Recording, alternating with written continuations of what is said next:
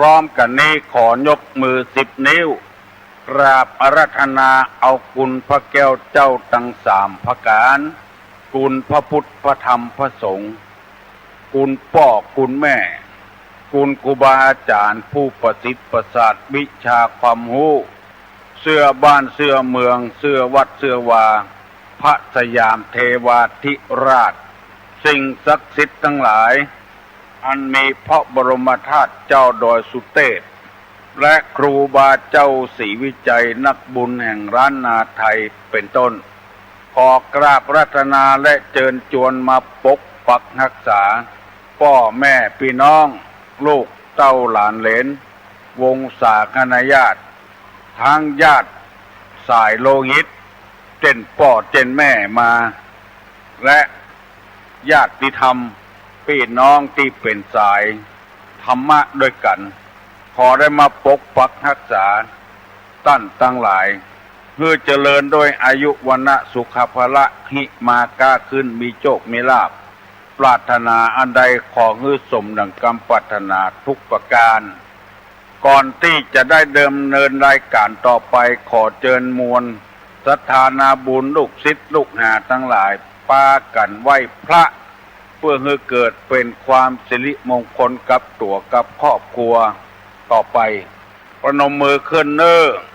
บ่ต้องจุดธูปจุดเทียนก็ได้ว่าตามตุลุงเน้ออะระหังสัมมา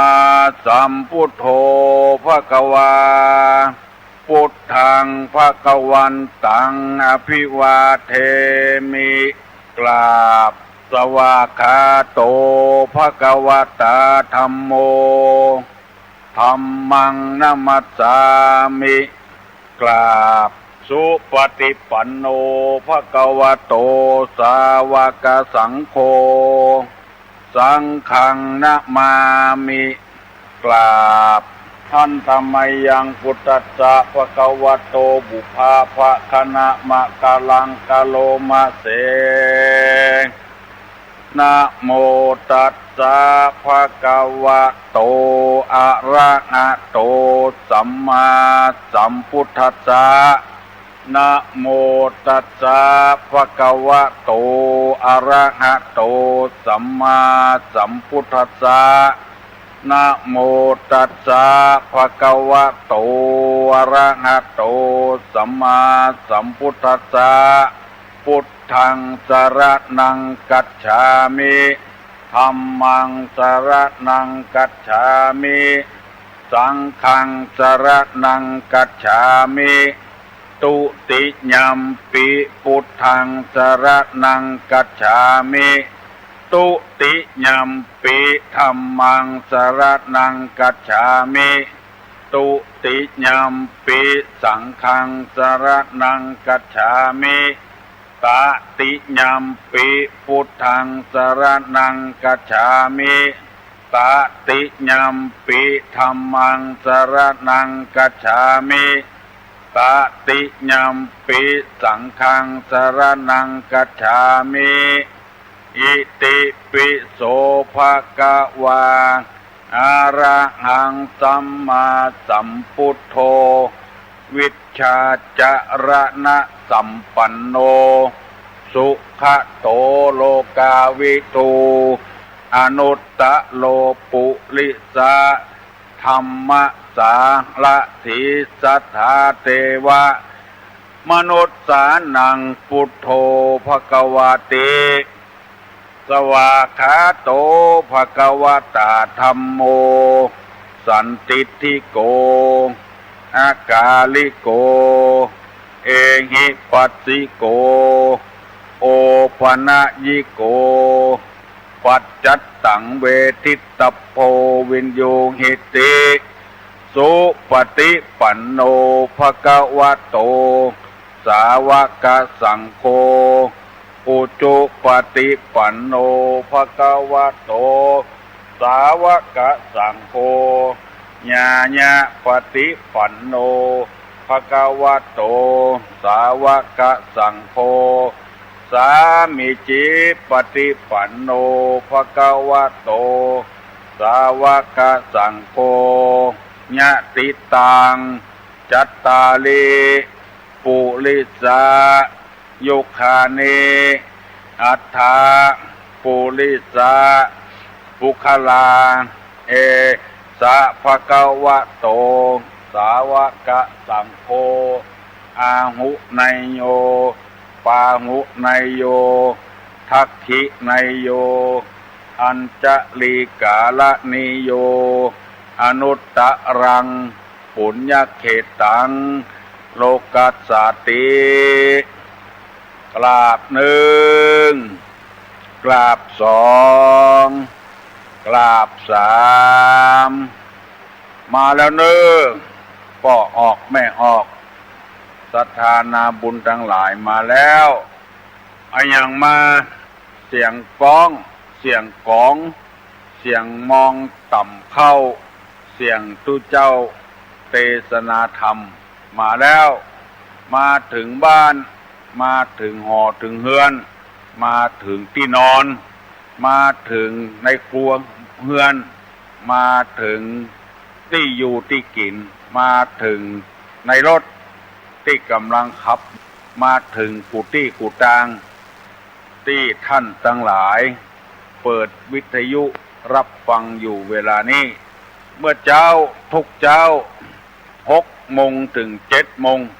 ตุลุงได้มีโอกาสมาปะมาพบเอาธรรมะมาฝากคือท่านและกินธรรมะมีวิตามิน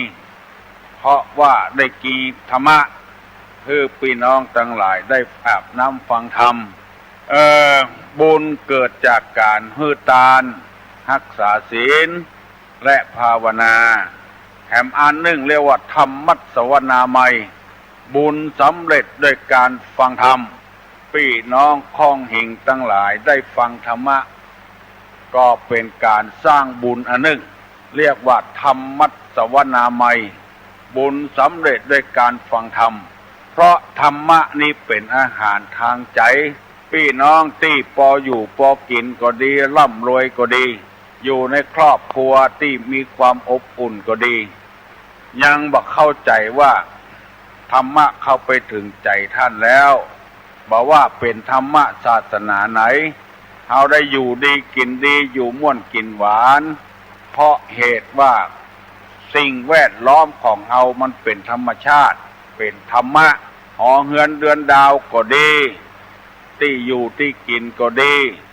ลมหายใจเข้าออกก็ดีเป็นธรรมะทั้งนั้นเฮาบ่ได้กึดบ่ได้ถ้าตั้งอกตั้งใจฟังเท่าใดยิ่งได้บุญเท่าอัน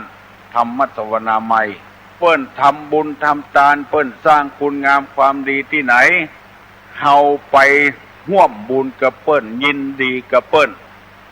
ก็เป็นบุญเหมือนกันเรียกว่าปัตตานุโมทนามัยบุญสำเร็จด้วยการอนุโมทนาส่วนบุญเพราะฉะนั้นจึงไข้ขอวิงวอน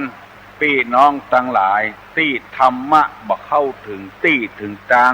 บ่เคยได้ยินธรรมะกำเตื้อโปรดอย่าเข้าใจว่าคนที่ทำบุญทำทานคนที่อาบน้ำฟังธรรมไปบำเพ็ญศีลบำเพ็ญภาวนาเป็นคนที่บาปอย่าไปเข้าใจจะอันเช่นปัญหาต่างๆที่คนนำมาเสนอให้ตุลุงฟังแล้วตุลุงก็ตอบไปเป็นต้นว่าพ่อแม่ตายตั้งเป็น10 ปี20 ปีแล้วไปตานขันเข้าให้เปิ้นปวอย่าไปเกิดนั่นละบ่ฮือเปิ้นไปเกิดซะกรรมไปจวนเปิ้นปิกมากินข้าวแถมอันเนี้ยยังบัดใจบุญเตื้อจะไปคิดว่าเข้าใจถูกต้องเตื้อเข้าใจที่ผิดพลาดมากตาลก็จังเปิ้นเปิ้นจะทำบุญของเปิ้นคือเติงหาบุญกุลของพ่อของแม่ยินดีกับเปิ้นเฮาบ่ได้ทำเฮาก็บ่ทำอะแต่ว่ายินดีกับเปิ้นอันนี้ก็เป็นกองบุญบ่เชื่อลองไปถามครูบาอาจารย์ทุกเจ้าพนายทั่วประเทศไทยเด้อเรียกว่าปัตตานุโมทนามัยยังหนุ่มยังน้อยอยู่ไปฟังเทศน์ฟังธรรมไปนั่งจำศีลภาวนาก็สมควรบาป หมู่นี้ก็ไปถามตุเจ้าพนายบ่ได้บุญโดยเปิ้นแนะนำในทางที่บ่ถูกเปิ้นไปได้หรือเปิ้นไปอันนี้เรียกว่าปัตตานุโมทนาไมบุญสำเร็จได้การอนุโมทนาส่วนบุญเปิ้นทำได้เฮาทำบ่ได้เฮายินดีโดยเปิ้นจะไปฮักไปห้ามเปิ้นจะกินจะตานภาพตาป่าตานกฐินกาตานไอ้หยังกาอายุยังหนุ่มอยู่ฟังตานเตื้อบ่ดีหมู่นี้น่ะจะเป็นบาปเข้าใส่ตัวเปิ้นจะทำบุญของเปิ้นฮื้อสบายอกสบายใจจะไปเกิดไปเกิ้งเปิ้นหมู่เนี้ยฮื้ออนุโมทนาด้วยเปิ้นบุญเปิ้นนักเปิ้นได้ตานโกยเนี่ยที่คนโบราณเปิ้นว่าขอตานโตยสักป่วยขี้เปี้ยเนี่ยอนุโมทนาร้อนๆดีร้อนๆดีทั้งนั้นเพิ่นจะกินสลากหากไม้กาตานอะไรอย่างกาเฮาอนุโมทนาโดยเพิ่นก็ได้บุญการฟังธรรมก็ได้บุญเรียกว่าธรรมสวนาไมบุญสำเร็จด้วยการฟังธรรมเป็นบุญทั้งนั้นอนุโมทนาโดยเพิ่นก็ได้บุญแล้วก็ฟังธรรมก็ได้บุญบางรายนี่เปิ้นเปิดวิทยุฟังเทศน์เมื่อเจ้าก็ไปว่าเฮ้อเปิ้นเนี่ยสลิดดกกาสลิดอย่างหัวเนี่ยมันจะได้บาปตัวเองทำบัดทำยังบ่พอ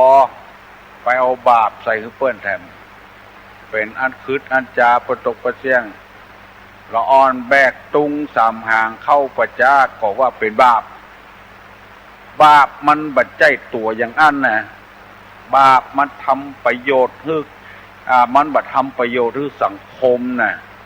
เดือดร้อนตึงตัวเองเดือดร้อนกับคนอื่นอันเนี้ยคือตัวบาปถ้าอันใดบัดเดือดร้อนตัวเองบัดเดือดร้อนคนอื่นอันนั้นบัดใจบาปเปิ้นจะทำมาอย่างของเปิ้นปล่อยให้เปิ้นทำไปในทางบุญบางทีนั่นเฮาบ่ฮู้ได้เงินเปิ้นว่ามาก่อนเฮาก็ว่าโดยเปิ้นมีหลายเรื่องหลายราวให้ปรับความเข้าใจกับพี่น้องคองหิ่งทั้งหลายที่บ่เคยฟังเข้าใจผิดมาแต่เมินคือเข้าใจถูก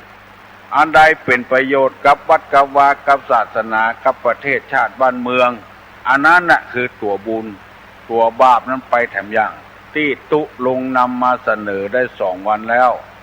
ตัวบาปตัวคืดเนี่ยเดือดร้อนนำมาเสนอให้พี่น้องทั้งหลายตึงหมดกันก็ 4-5 ข้อแล้วอธิบายไป1 ข้อแล้วเช่นตึดกระแสแผ่ตวานร้อนพนมถมสมุทรพุทธธรณีปีสมณะอันนี้6 ข้อเนี่ยอันนี้คือบาปควรจะดีห้ามกันอันเปิ้นจะไปทำบุญตานขันเข้ามือผัวเก่าเปิ้นกาอย่างกาตานนอกวัดในวัดในอย่างบาท่าแนะนำกันอันนั้นมันจะเป็นส่วนบดีเปิ้นทำของเปิ้นให้เปิ้นสบายใจเปิ้นอันตืดกระแสนี่มันบาปแต่ดังตีดนำมาเสนอเมื่อตะว่ากระแสตืดนี่หมายความว่าปิดอุดไว้กระแสนี่หมายว่าทางเดินปิดทางเดินเขาหรืออุดปิดทางน้ำเขาน้ำที่มันไหลตามธรรมชาติเนี่ยไปตืดเอาเข้าไปเป็นของตัวให้หมดไปปิดเป็นของตัวให้หมดบ่ฮือมันไหลล่องไปเป็นของเปิ้นมันบัดใจของไผศาลานาลีวิถีคีรีคงคา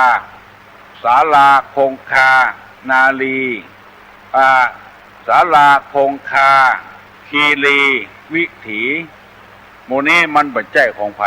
จะไปตืดเอาเป็นของตัวได้อย่างเปิ้นเป็นศาลาหิมตางเนี่ยย้ายครอบย้ายครัวปากันไปอยู่เต็มมันเนี่ยหมดไผจะไปพักก็พักมาได้อันเนี้ยคืดไปตืดหนทางเปิ้นคงคาคือโต๊ดตืดแม่น้ำเนี่ยไปปิดแม่น้ำตึงแม่เอาเป็นของตัวให้หมดเดือดร้อนอย่างที่เฮาได้ยินข่าวมาว่าไปกั้งเอาแม่น้ำเข้าไปสู่นาสู่บ้านสู่จองเฉพาะในตำบลอำเภอตะอันแต่ว่าน้ำท่วมบ้านท่วมเมืองเดือดร้อน ยิ่งกว่าบ้านตัวเก่าก่อนอันนี้จังพิษกันเป็นครั้งเป็นคราวท่านเปิ้นจะทำวิธีทำไมก็บ่พอใจและเดือดร้อนกันประท้วงกันพอไปตืดน้ำแล้วก็คีรีนั่นก็คือดอยไปเพลต้นไม้ต้นตอกเผาไม้เผาตอกเอามาปลูกมาฝังน้ำท่วมพี่น้อง10 ชาวบ้านอันเนี้ยเนี่ยวิถีถนนคงคาแม่น้ำศาลาคือที่อยู่ที่อาศัยที่พักผ่อนคนแล้วก็คีรีคือดอยไปตัดไม้ตัดตอกอย่างน้ำท่วมน้ำทุเมื่อระหว่างแล้วเนี่ยคือทั้งนั้นอันนี้เรียกว่าตึดกระแสตึดทางเดินของเปิ้นจะหิจะหาเปิ้นจะกล้าจะขายไปตัดไปบันเปิ้นจะได้เงินเปิ้นมือเปิ้นได้เงินสักกำตายบอกว่าพริกกับเผือก็มีนักต่อนักแล้วกบว่าก็ได้ยินข่าวแรงงานต่างชาติเข้ามาขายแรงงานบ้านเฮาบ่ฮู้ว่าไผเป็นไผบ่ว่าไปปล้นไปฆ่าป้อของสารวัตรตำรวจจับได้ไปพอในทีวีโอ้ซ้อมอย่างเปิ้นซ้อมตีกระสอบทรายนี่เมียเหลี่ยเรียกหมดอันเนี้ยไปคัดจังหวะไปทำลายหนทางเดินของคนอยู่บ่ได้เงินก็บ่ได้ยังบ่พอถูกซ้อมถูกตีด้วยแถมเพราะบ่ได้รับธรรมะธรรมโมวันนี้จะได้นำเอากรรมที่ว่าแพทย์ตวานมาเสนอให้ตั้นผู้ฟังทั้งหลายได้รับฟังแถมเนอคำว่าแพนี่ก็เป็นที่ฮู้กันทั่วไปแผ่อำนาจแผ่วาสนาแม่ออกไปตัวนี้ก็หมายถึงทวารนี่ก็คือประตูทวารของคนนี้มีกายะตวนวจีตวนมโนตัวเลวจีตัวเลมโนตัวเลทวารปากทวารเบาทวารนักคือตี้ขี้ตี้เยี่ยวทวารนักก็ติขี้ที่บาดาที่เบาก็คือตีเยี่ยวอันนี้เป็นทวารกรรมแต่นี่ทวารนี่คนเมืองเขาว่าตวานตะวานคนไทยเป็นว่าทวารตัวเลน่ะทวารนั่นเองปูจานบางบ้านตุดลุงไปได้ยินเขาใส่อ่านตัวหนังสือเวลาสุมากวตาน่ะกาญะทวาเลวจีทวาเลมโนทวาเลมันบ่ถูกแต่เป็นว่าตัวเลกาญะตัวเลวจีตัวเลมโนตัวเลเป็นว่าตัวตวาไม่ใช่ว่าทวาเลไม่ใช่ใครเคยได้โอกาสเว้นตาฟังเห็นเนอตุลุงจัดนำมาเสนอไม่ใช่สอนตักเตือนกันมันบ่เข้ากับกำเมืองกาญะทวาเลวจีทวาเลมโนทวาเลมันบ่ถูกถ้าใครถูกว่ากาญะตัวเลวจีตัวเลมโนตัวเลแผ่งูตวานแผ่รูตวานแผ่ประตูแผ่อำนาจ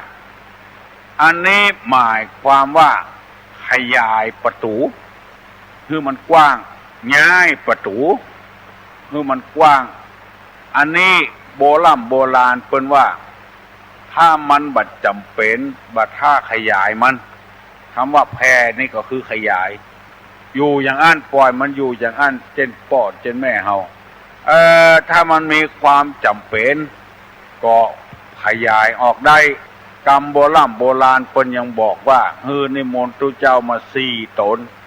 แปลงสตวง4 อันแล้วนิมนต์ตุเจ้ามาถอน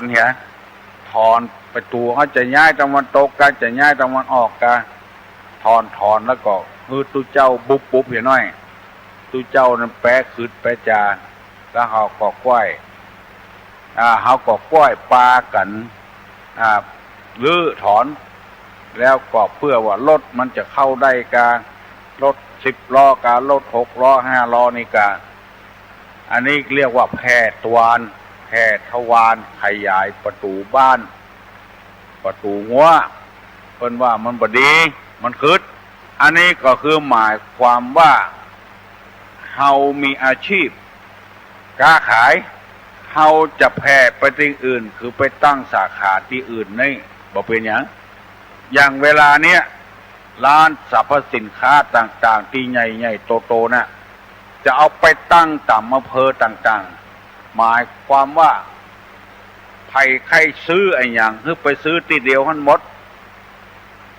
แล้วก็ร้านค้าน้อยๆนิดๆตึงวันนี้ก็ตึงฝืดอยู่แล้วคนใครซื้อก็ซื้อบ่ใครซื้อก็บ่ซื้อนั่งขายแข่งกันอยู่นั่นแล้วบ่พอใจเกิดจะเดินกันจะพูดประท้วงกันเวลาเนี้ย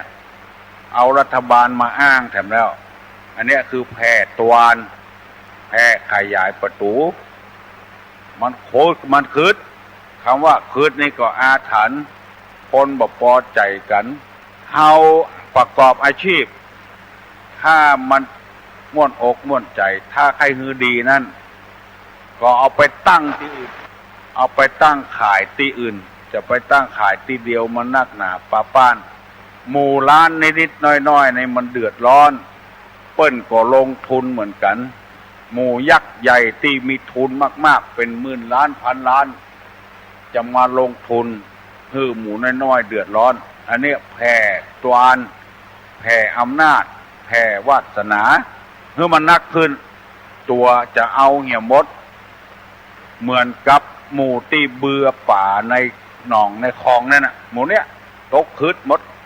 ป่าตัวน้อยตัวนิดตายหมดป่าตึงคลองตึงน้ำแม่เปิ้นเบ็ดกินไซกินช้อนกินกำ4-5ตัวพอกินเศรษฐกิจพอเพียงตัวนี่จะเอาเหี่ยคนเดียวหมดเอายาไปเบื่อป่าปูฝุ่นตัวนิดตัวน้อยปูหอยยังตายปะตกปะเสี่ยงหมู่เนี้ยตกคืดหมดลองสังเกตพอเถอะหมดบ้านหมดจองไปแผ่อำนาจเนี่ยคนเดียวจะกินเนี่ยคนเดียวคนตึงบ้านมาได้กินรู้ว่าแล้วตัวกินเนี่ยคนเดียวจะเอาเนี่ยคนเดียวโรยเนี่ยคนเดียวโรยแบบเนี้ยมันโรยบ่เหมือนกับคนที่ก้ายาเสพติดก้าของเถื่อนก้าอาวุธเถื่อนลงทุนน้อยแล้วจะเอากำไรนักแผ่อำนาจแผ่วาสนาแผ่ประตูออกคิดว่าคนอื่นบ่ฮู้บ่มีไผฮู้จะโรยเนี่ยกำเดียวบ่เมินบ่นานฮู้ตัวแล้วเปิ้นจ้องไปเห็นแล้วที่อำเภอแม่ริมนี่ก็มีหลายรายอันเนี้ยคือแผ่โรยโวยลงไปไอ้อย่างมันถ้ามันโรยโวยลงไปมันพิษธรรมชาติเมื่อมันพิษแล้วก็อย่างว่านั่นนะโรยโวยก็เร็วโวยตกล่มตกจมโวยเร็วกว่าเปิ้นเพื่อหูบ่มีแล้วบ้านก็ยึดไปเห็นแล้วตัวเองก็ไปถูกคอกถูกขังตัวเฮ้อฮิหาก้าขายตามธรรมชาติเศรษฐกิจพอเพียงตึกใดตึกอันไม้เปิ้นอยู่ในแพะในป่าเฮาก็บ่ได้ปลูกเปิ้นน้ำก็บ่ได้ไปหดปุ๋ยก็บ่ได้ไปใส่มันออกมาเจนใดเจนเบาแล้วปลากันไปล้มไปโก้นไปฟันเปิ้นเอามาทำประโยชน์ส่วนตัวเลยเปิ้นจับเปิ้นยับเพราะว่าเปิ้นแกล้งหมู่เนี้ยหมู่นอกศีลนอกธรรมยินดีกับพี่น้องทั้งหลายกูคนนะที่ฟังตุลุงการฟังตุลุงนี่บ่ได้นำมาด่ามาแจ้งมาว่าอย่างนี้กันคือแนะนำตามหน้าที่ของตุลุงผู้มีหน้าที่นี่ตุลุงก็ทำตามหน้าที่ของตุลุงในจะเมื่อฟังดีๆนะบ่ได้ว่าอย่างฮื้อไผ่สักคนแต่คนอันนี้มันอยู่ที่จริยธรรมอยู่ที่ศีลธรรมพุ่นคนจะเป็นคนก็เพราะมีศีลมีธรรมผู้ที่เป็นครูบาอาจารย์ก็ดีเป็นพระสงฆ์พระเจ้าก็ดีที่มีหน้าที่นั้นจะต้องมีจริยธรรมของเพิ่นหนึ่ง ทำตัวเงือเป็นที่ฮักของคนลูกศิษย์ลูกหาปากันฮักกันชอบไปที่ไหนก็ยกมือไหวอันเนี้ยหน้าที่ของตุลุงสองทำตนเงือเป็นที่คนเคารพยำเก่งบ่ปัดปืดชั่วบ่ประพฤติหายบ่ประพฤติขาดทำตัวเงือ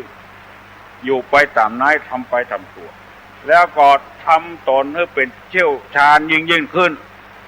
มีกรรมมาอย่างสอนเจ้าบ้านเจ้าจองก็เพิ่มให้เจ้าบ้านเจ้าจองได้มีความรู้อุตสาห์พร่ำสอนวิชาต่างๆเป็นข้อที่สี่เนี่ยตื่นมาก็เอากรรมรู้มาให้แก่กันมันเป็นหน้าที่จะต้องทำแล้วก็อดทนต่อถ้อยคำมีภาควิจารณ์อันนี้เราก็ต้องพยายามปฏิบัติตามนั้นอดทนต่อนั้นเพราะคนมันบ่รู้อาจจะวิพากษ์วิจารณ์ได้ที่คนรู้ก็อย่างก็ออกไม่ออกที่ฟังเนี่ยยอมรับและแถมกรรมหนึ่งเป็นข้อที่หกว่าขยายกรรมลุ่มลึกคือแจ่มแจ้งอย่างเขาว่าแผ่หูตวานเนี่ยมันรูตวานนี่เป็นกรรมที่มันลึกตุลงก็มาแผ่ให้มันแจ่มแจ้งย้ายประตูกาย้ายกรรมคืดของคนตนเองกาเบื่อป่าในหนองในคลองกาหมู่เนี้ยเอาอำนาจมันเป็นกรรมลุ่มลึกก็ขยายให้มันแจ้ง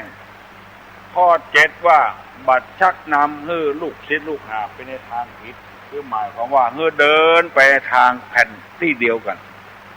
มันเป็นหน้าที่ที่จะต้องทำหมู่นี้เป็นต้นเพราะฉะนั้นตุลุงจึงนำมาเสนอให้พี่น้องทั้งหลายได้ฟังกูเจ้ากรรมว่าแผ่ตอนนี้ก็เข้าใจกันแล้วเนาะขยายประตูแผ่อำนาจของตัวเองอำนาจของตัวเองอย่างที่จริยธรรมอย่างต่างๆเปิ้นกำหนดกฎเกณฑ์ไว้บ้านไผ่บ้านมันผัวไผ่ผัวมันเมียไผ่เมียมันคือดูแลของไผ่ของมันเฮาจะไปก้าวไก่เอาเมียเปิ้นมาเป็นเมียตัวอันเนี้ยแผ่อำนาจละหันผัวเปิ้นเป็นพักเป็นป่าเป็นไม้เป็นอะไรอย่างพยมดตัวเองนี่จะครองเนี่ยคนเดียวผัวเปิ้นก็มีอยู่แล้วถึงจะมีบุญวาสนาน้อยก็ตามก็ชื่อว่าเป็นผัวอยู่แล้วเปิ้นมีเมียอยู่แล้วเปิ้นมีเมียอยู่แล้วเฮาเป็นมะเนี่ยไม่ยิงจะเอาผัวเปิ้นมาเป็นเมียตัวแถมเป็นผัวเปิ้นมาเป็นผัวตัวแถมผัวตัวก็มียังบอกพอเอาผัวเปิ้นมาเป็นผัวตัวแถมจะไปคิดว่ามันม่วนมันเก่งนะจะไปคิดว่านะให้ระวังเถอะอันเนี้ยคืดใหญ่สักวันหนึ่งพอด้วงอยู่ในไม้มันนกบะแห่ยังซับมากินจนได้ซับพกเอาหูเขาฟังก็ด้วงดินโคตรกัดแล้วก็กำเดียวซ้ำละลบกำเดียวก็ซับมากินละจะไปคิดว่าตัวเก่งนะหัวเปิ้นก็มีแล้วเอาเมียตัวก็มีอยู่แล้วเอาเมียเปิ้นมาเป็นเมียตัวแถมเอาผัวเปิ้นมาเป็นผัวตัวแถมจะไปคิดว่ามันง่ายๆนะมันลำบากเนอะพี่น้องทั้งหลายขอให้ฟังเนี่ยก่อนเนอะอันเนี้ยคือแผ่ตวานแผ่อำนาจแผ่วาสนาตุลงได้นำมาเสนอให้พี่น้องทั้งหลายได้ฟังเป็นที่ละเมาเอาใจเนี่ยไผก็หลายคนก็ว่าตุลุงนำมาเสนอนี่ถูกต้องขอให้พยายามเนอะไผ่ที่ยังเหมือนเนี้ยเตื้อก็จะไปเนี้ยจะไปทำเนอะ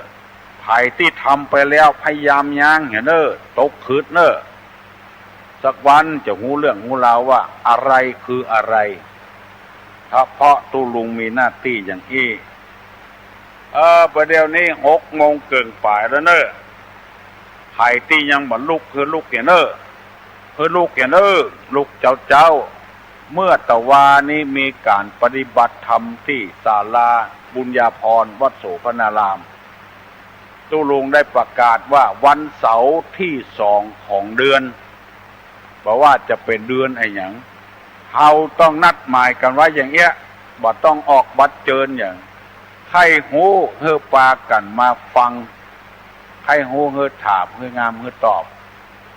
ปรากฏว่ามีปอออกไม่ออกมาร่วมกันแต่ว่านี่ประมาณสัก40 กว่าคนก็พอใจละ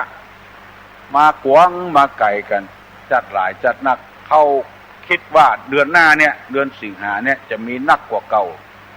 ทางวัดก็อดสาพยายามหาเข้าป่าอาหารมาพอคอย2 ชั่วโมงมาได้พอออกไม่ออกบัดห้า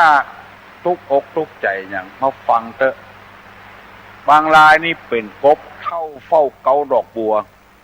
ดอกบัวมีเกสรแม่เพิ่งแมงปู้เอาไปกินให้หมดกบเท่าเฝ้าอยู่หั่นมาได้มาเบามาได้ฮับป่าอาหารอย่างสักอย่างคืออยู่ใกล้ๆเนี่ยก็มาสกรรมค้นไก่มาเนอะเมื่อตะวานี่นะแผ่วไม่เหี้ยอุ่นในหัวในเวียงก็มา40 กว่าคนแล้วชัดตางกุ้มกับโลดแถวก็พอแล้วบักต้องคิดใจว่าจะต้องเอามาหอมเป็นกาดกันเทศกันทำอย่างขอให้ปากันมาอะโหลฮะโอ้บัดได้ยินนะเว้ยก้อยไปก้อยแล้วจ้ะได้ยินละฮะอะไรได้ยินละโอ้ดีนักฮะดีนักเจ้าติ๊กตุลุงบรรยายธรรมเนี่ยเจ้าโอ้ดีสองมันเหลือเขาฮะม่อนเหลือ9 ก่อนอันเนี้ยถึงว่านะขยายกำลุ่มลึกเนาะโอ้ปะเป็นอย่างเอาบัดเท้าไปว่าไผ่ละคนหูขึ้นนักนะม่วนติดใจกันแม่ขันแก้วเนาะโอ้บุญรักษาเนอะแม่เนอะบุญรักษาฮัลโหลครับไม่นอนครับฮะฮัลโหลครับขอให้กำลังใจที่ลุงจัดรายการเป็นเมินๆนะครับบ่เป็นอย่างเนอะผมสภาพร่างกายแข็งแรงเนอะเจริญพรเนอะครับบุญรักษายินดีเนอะปัญหาแค่2 ข้อครับถาม2 ข้อได้ปัญหาเล่นๆเนาะถามว่าจะได้หางวันตัวหัวอยู่ตั้งกลางครับหางวันตัวหัวอยู่ตั้งกลางครับคืออะไรอย่างเนาะครับคนอื่นตอบที่ตีนยันฝ่าปากกินคนครับตีนยันขาปากกินคนครับกำเดจะถามเนาะครับไปตอบได้ตอบมาเนอะตีนยันขาปากกินคนตาหางปั้นตัวหัวอยู่ตั้งกลางประเดี๋ยวนี้ขออนุโมทนากับเจ้าภาพที่นำจตุปัจจัยมาถวายแต่ว่าเอาเป็นกองทุนลงศพเนอะฮัลโหลภาษาเจ้าลุงเจ้าถ้าเข้าพรรษาแล้วลุงจะออกอาการดึกวันออกเลยเนอะออกเลยฟังถึงวันเนอะยังกับอันแม่นั่นพูดแต่ว่าเรื่องไปวัดเป็นร้านนะพระเจ้าไปนะมีคนอื่นว่าวัดของพระเจ้าเขาพระเจ้าไปวัดหนึ่งวันแล้วก็คนอื่นก็ว่าวัดของพระเจ้าเขาอีกแล้วไปที่ไหนไปวัดเนาะ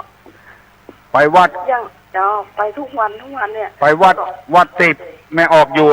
เจ้าไปถึงวันไปแบบว่าทำอาหารทำอย่างเอาไปถวายทุกเจ้าถ้าเจ้าบอกไปก็ผู้แฟนไปแล้วเปิ้นว่าเป็นแล้วขอคนอื่นก็ว่าหรอเป็นวัดของเจ้าเขา2 คนปล่อยเปิ้นว่าเตอะยังกับอันแม่ที่อู้แต่ว่าเขาหนูทุกข่าวเพิ่นก็ว่าเขาเป็นซาลาเปาเนี่ยเจ้าว่าแม่ได้อู้ถูกใจเจ้าเนาะแต่ว่านะแล้วเจ้ามาได้ยินตุ้ลุงอธิบายให้เจ้าก็สบายใจเนาะตั้งแต่เจ้าก็อึดอัดเหมือนกันนะที่เจ้าได้ยินคำนะบัดถ้าไปฟังเขาเจ้าแล้วบอกฟังแล้วเจ้าฟังตุ้ลุงนี่สบายใจฟังตุ้ลุงก็เจ้า อันไม่ออกได้ยินกรรมบอกเก่าเพิ่นว่าก็หมาขี้เห่านี่มันถึงบ่ครบนะมันถึงมีสองอย่างพวกโลกตัวขี้ครบนี่บ่เห่าเฮ้ยเจ้าโลกเข้ามามันก็ครบละหมอหมูนี่หมูขี้เห่านะเมาหมูขี้เห่าเพิ่นเห่าบ่ได้มีเรื่องเจ้าฟังตุลุงทุกวันแล้วเจ้าสบายใจฟังเถอะให้สบายใจเนอะเจ้าพ่อตุลุงอธิบายเด้อถ้าเจ้าฟังคนอื่นนี่เจ้ารู้สึกว่าเจ้าบ่ม่วนใจเจ้าบ่สบายใจเจ้าเลยฟังตุลุงว่าตุลุงอธิบายเจ้าก็ได้ทำใจได้เนาะทำใจเจ้าตัวเฮาเนี่ยทำใจตัวเฮาเนี่ยคนอื่นจะไปฟังเปิ้นแผ่ไปกุศลก็ว่าภาษีสังคมอย่างมันเนี่ยเพื่อเอากุศลไปฮื้อบัดใส่ซองให้เปิ้นยังปอด่าด้วยแถมเป็นพระเจ้าขนส่งทำบุญแต่ว่าก็ไปก็ที่สันปะตองอะไรไปเถอะไปขึ้นฝั่งลูกลิมิตอีกอ่ะไปวัดทุกคืนที่วัดอันสังวรารามมั้งน่ะเจ้าไปนอนทุกคืนนะกับติ๊กแต่ว่าเจ้าสมชวลีมาโน่เจ้าตุลุงก็ไปนั่งตุลุงก็ไปค่ะไปนั่งปลุกเสกให้เปิ้น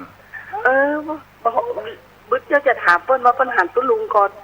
ประหารตุลุงไปเมื่อคืนไปคืนวันแรกละเปิ้นไปนอนพุ่นนะไปคืนแรกแล้วนะอันกะเจ้าน้องถามเปิ้นไปแต่บอกจะฮู้จักบ่ฮู้นอกเปิ้นบ่อยากให้หันนะเปิ้นบ่ใครหันตุลุงเหมือนกันน่ะตุลุงไปไผ่หมูจักแค่คนน่ะค่ะมีกับตุเจ้าฮู้จักศรัทธาไผ่หมูจักแค่คน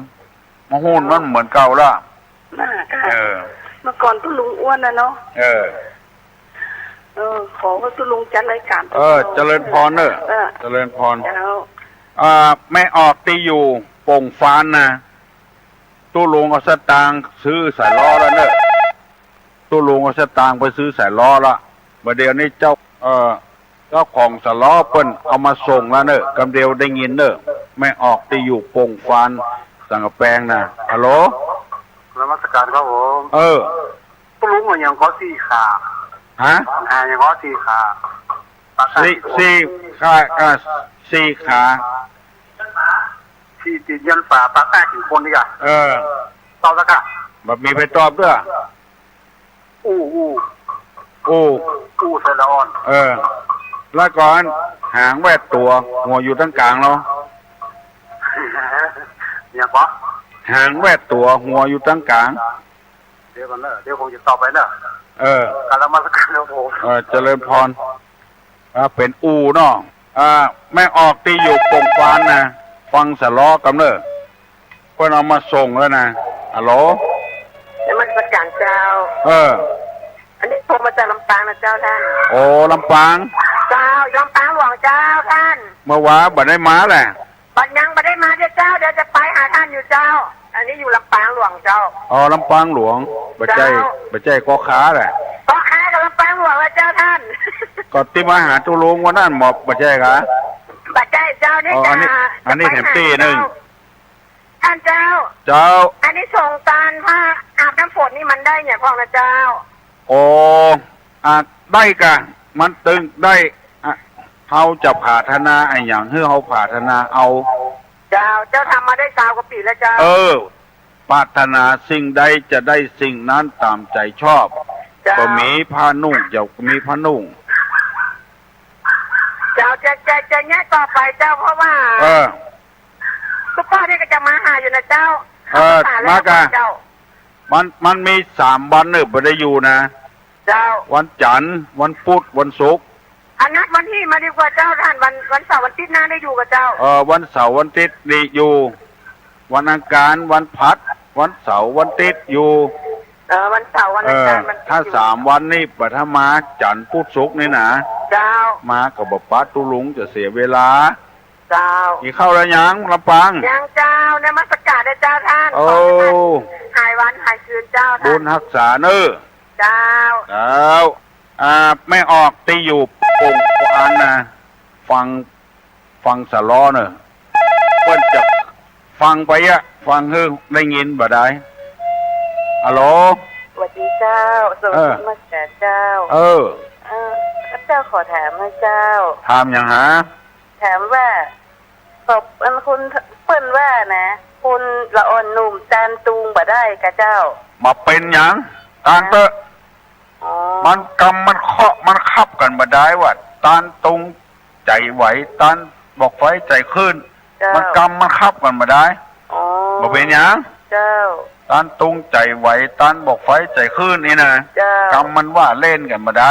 เจ้ามาเป็นอย่างตานเตอะเป็นอย่างจะไปฟังกำไผ่สักคนเจ้า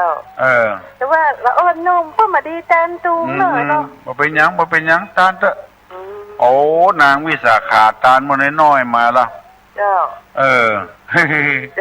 สุชาดาเจ้าบทคนหนุ่มคนน้อยเจ้าอ้าวว่ามีจื่อทหอดมาเดียวเจ้าอันนี้เจ้าโทรจากอำเภอสันปะตองนะเจ้าโอ้สันปะตองให้กะเจ้า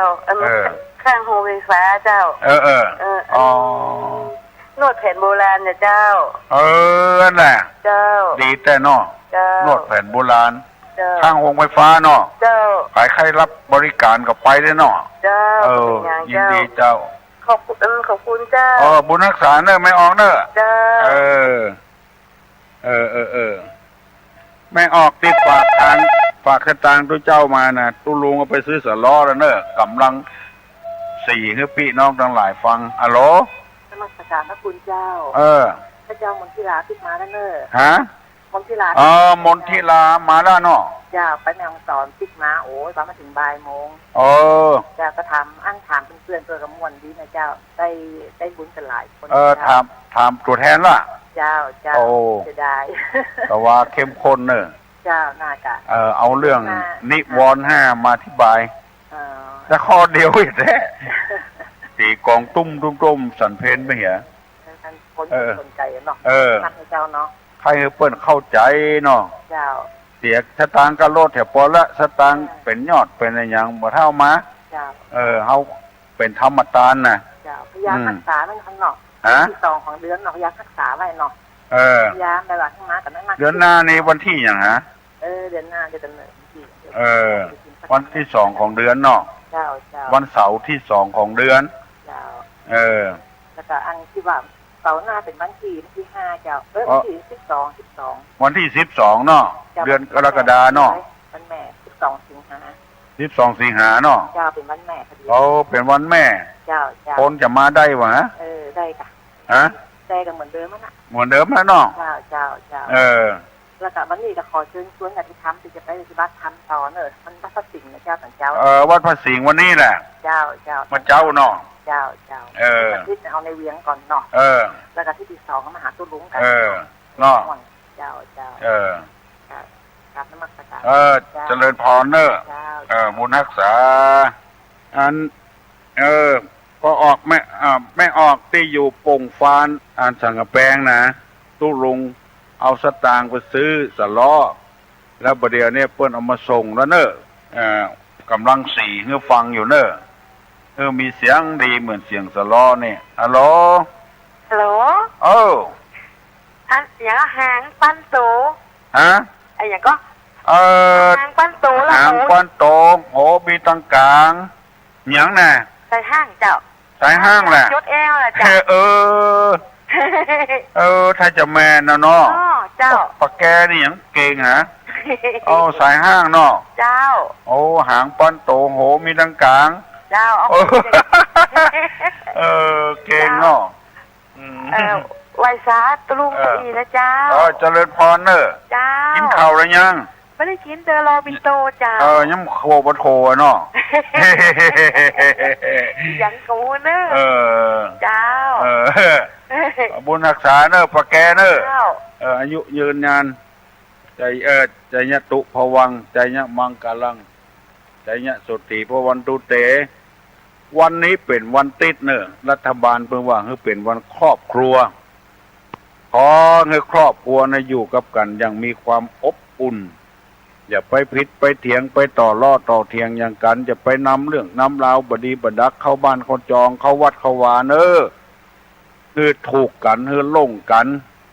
ไปกันในทางที่ถูกที่ต้องเหมือนกับติดตุลุงนำมาเสนอว่าไม้2 ต้น ต้อนหนึ่งไปตั้งกลางน้ำต้อนที่สองไหลหิมน้ำต้อนที่หนึ่งนั่นน่ะมันจะถึงปากน้ำโพก่อนเปิ้นต้อนที่สองเมาค้างหันค้างนี่บ่ถึงสะเตื้อครอบครัวที่บ่อบอุ่นเมาทะเลาะเบาะแว้งกันผัวก็จะเอาเปรียบเมียเมียจะเอาปอบมาเมียเปรียบผัวเหมือนกับไม้อยู่ที่ตั้งข้างน้ำเมื่อใดก็ค้างหันน้อยนิดน้อยเมื่อใดก็บ่ล่ำบ่โรยได้พ้นสะเตื้อครอบครัวที่เพิ่นอยู่กับกันมีสันติสุขไปก่อนไปลดลูกเต้าก็อยู่ถ้อยฟังกรรมมันหิมันหาเนี่ยได้นำมาเสนอให้พี่น้องทั้งหลายฟังภายมีปัญหาข้องอกข้องใจอย่างกระถามมาเนอและแม่ออกที่อยู่ปงฟานสั่งกำแพงนะตุลุงขอนย้ำทำน้อยสตางค์ที่นำมาถวายตุลุงนะเอาไปซื้อเสล้อเพื่อนเอามาส่งให้ขำห้องส่งนี่กำลังสีให้แม่ออกที่สองคนนั้นได้ฟังอยู่แล้วก็ไผก็ฟังตัวและยังมีแถมอยู่เนอะต้องการนั่นก็คือเครื่องคอมพิวเตอร์ต่างโรงเรียนเปิ้นมาขอกับตุลุงเปิ้นก็ใครได้เครื่องคอมพิวเตอร์เก่าแล้วที่มันยังก็จะซ่อมแซมได้เอามาใจเปิ้นก็จะเอาเปิ้นว่าอย่างอันทำย่างที่สถานปฏิบัติธรรมบ้านร้องขี้ควายเปิ้นต้องการโต๊ะจะเอาไปวางบาทน้ำมนต์ก็ไปวางที่สักการะปูชาก็เพิ่นก็ต้องการไผใครบริจาคเอาไปถวายแก่พระพุทธรูปพระเพิ่นว่าประธานพรเพื่อเอาไปตั้งที่กลางเกาะที่บ้านร้องขี้ควายน่ะเจ้าตั้งกำนันผู้ใหญ่บ้านแล้วก็ตั้งนายกเพิ่นตุลุงว่าถ้าไผมีจิตศรัทธาใครบริจาคอย่างตู้บริจาคก็ดีอย่างก็ดีเพื่อให้ความร่มเย็นเป็นสุขพระองค์นี้ตุลุงเป็นคนฮื้อเลิกในวันยกขึ้นไปสู่ฐานนะแล้วก็วางศิลาฤกษ์ตุลุงก็ฮื้อเลิกเพิ่นปรากฏว่าเวลาเนี้ยคนไปเอี่ยวกันรถจิ๊บรถเก่งไปเอี่ยวกันไปไหว้เพื่อสักการะบูชาแล้วที่สถานที่หั่นนะอย่าว่าจังใดดีฮะบัดใจแนะนำมือกันตกร่มตกโจมนะพ่อหลวงมารายงานว่าคนถ้าอย่าถูกหวยนะเอาทองเอาอย่างมาปิดตำฐานพระเอาเครื่องสักการะบูชามาลองไปเด้อน้องเอาจะว่าไปก็บ่ดีบวชอุตริมนุสธรรมแต่เมาะเป็นบาปเขาตัวเองก็ออกไม่ออกอย่างเวลานี้อย่างดักไปหามามีไผฟังแล้วก็มาดักเฮ้ยฮัลโหลเอาไปฉากครับอันตุลุงครับอันที่แต่ว่าที่ติดตายปัญหาที่น้องป๊อกตอบมาที่คนอื่นที่คือคนอื่นเขาตอบนะครับแค่ตัวนี้โอ้บัดได้ยินทีเฮ้ยหลานเล่นที่ว่าบัจจัยคนบัจจัยทรัพย์บัจจัยบุรุษบัจจัยสตรีนะครับอันนี้เฉลยเนาะครับที่คือคนอื่นตอบนะอันเป็นที่นะเข้าไปแล้วที่รู้จะตัดว่าเสืออันน่ามาเป็นแต่รูปธรรมนามธรรม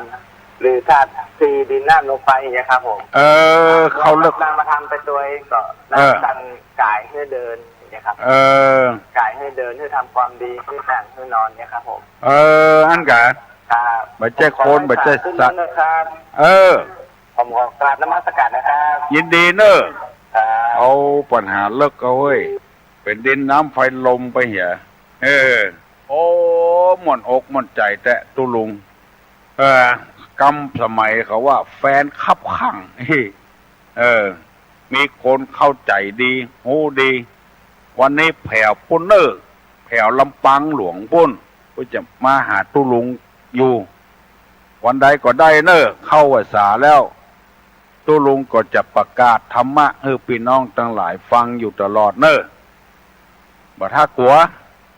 พญาติพญามมันหายไปถึงวันมันเข้าใจดีนะอย่างตุลุงอธิบายในวิทยุเนี่ยคนที่ชอบที่หุมก็ฟังกันเข้าใจกันดียกย่องสรรเสริญว่ามันม่วนอกม่วนใจบางคนนี่ กำลังแยกการอยู่เนี่ยกำเดียวใครขี้ติ้ววิทยุไปเข้าไปห้องส้วมบุญได้ฟังตัวเอง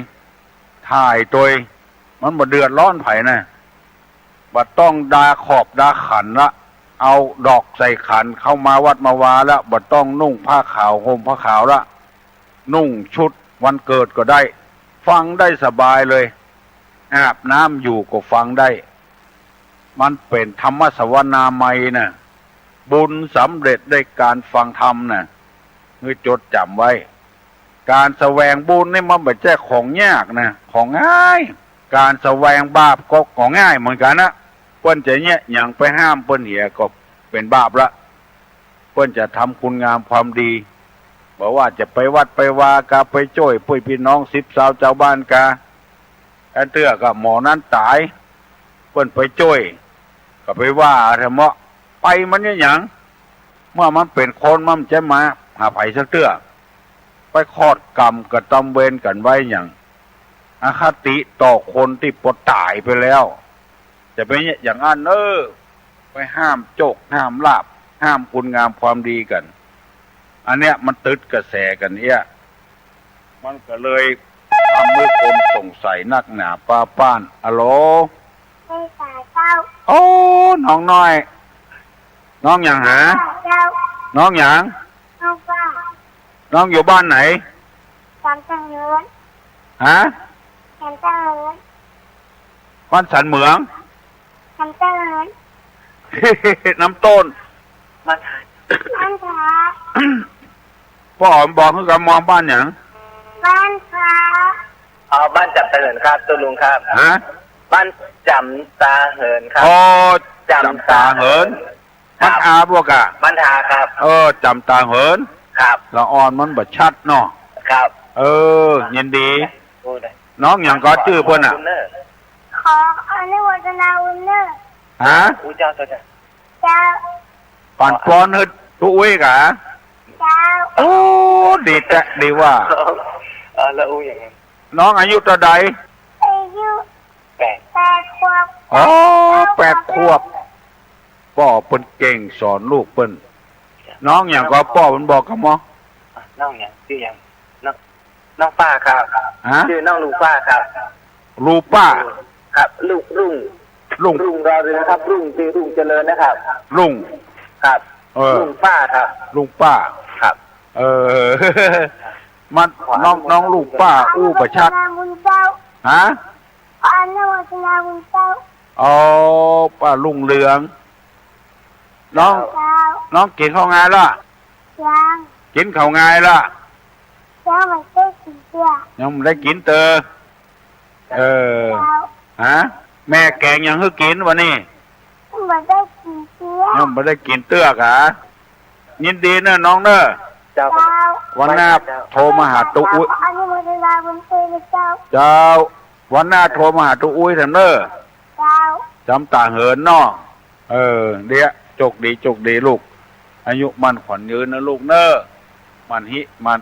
นมาห้ามมันเฮียนฟังกำปอกกับแม่โอ้ดีแต่เว้ยพอล้อลูกศิษย์ลูกหาตุลุงละอ่อน5 ขวบ 7 ขวบ 8 ขวบยินดีครับกูคนตาแวดตัวหัวอยู่ตั้งกลางเป็นสายห้าง4 ขาอ้าปากกินคนเป็นอูไผมีไอ้ยังแถมสักสาย2 สายเนอะกำเดียวตุลุงจะย่างละวันนี้วันติดเนอะเป็นวันดาดาขอบดาครัวเนี่ยด้วยติ่นด้วยมือต่อใดดีต่ออันเนอะไผจัดการอะไรอย่างก็ได้ที่ลุงตุลุงนำมาเสนอแต่ว่านั้นมีคนอยู่ปุ้นอยู่ละปูนปุ้นบ้านโฮงปุ้น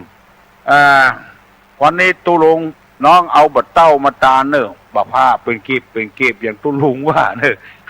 เอามาตานเป็นแก่นอันนี้ตัวตุลุงว่าเล่นพ่องแต่พ่องบางเตื้อเขาก็เสียดายเนาะ